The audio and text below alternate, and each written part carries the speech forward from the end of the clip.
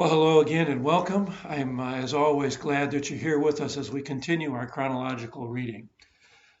The close of our last reading rather quickly wound out that initial campaign of Israel under Joshua to drive out the inhabitants and secure the land of the promise that God had gifted her.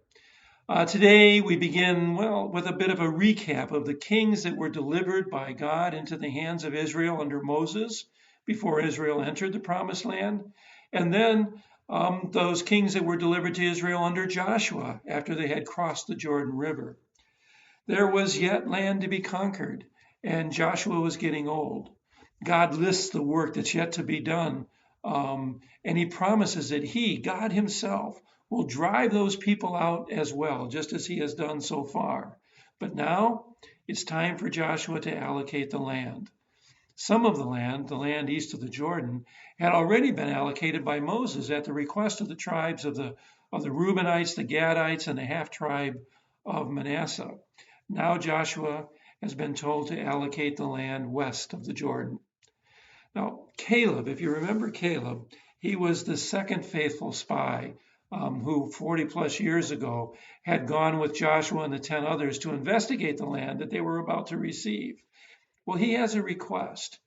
Now, Caleb's over 80 years old. Actually, I believe he's 85. And he claims that his strength has not waned. Caleb comes in and he asks for the hill country, a land that's inhabited by the Anakim and teeming with great fortified cities. Here Caleb's ready to just go right into the thick of things. Well, Joshua blesses him, and he gave Hebron as an inheritance to the faithful, the fit, and the confident Caleb, whose hope and trust in the Lord is made obvious by his request. You know, you might want to have a map available to use as reference as you're reading through these coming chapters. They describe the borders of the areas, and it's kind of hard to visualize if you don't have a map in front of you. First, the borders of Judah are described. Now, Judah receives an allotment that is large, and it includes a great variety of terrains.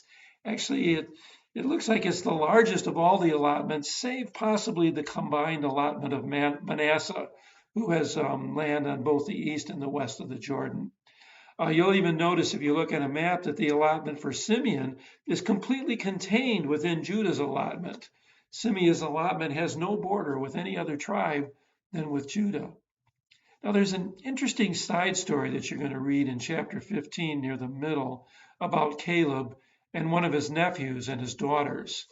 Notice that when Caleb's daughter asks for a blessing, in this case, she's asking for a source of water because the land that she has been given is an arid place. There's not water available. So she's going to need that water to sustain her life. Caleb responds with double what she had asked for. Well, so also our God is magnanimous in his response to our needs and always provides everything we need and more. Notice also the ominous comment at the end of our reading for today. It goes like this: but the Jebusites, the inhabitants of Jerusalem, the people of Judah, could not drive out. So the Jebusites dwell with the people of Judah at Jerusalem to this day. As you read in our next session, presumably tomorrow, you're going to hear that over and over again. Now it turns out that Jerusalem is actually in the allotment of the tribe to Benjamin. Its southern fields belong to Judah, but the city itself is in the tribe of Benjamin.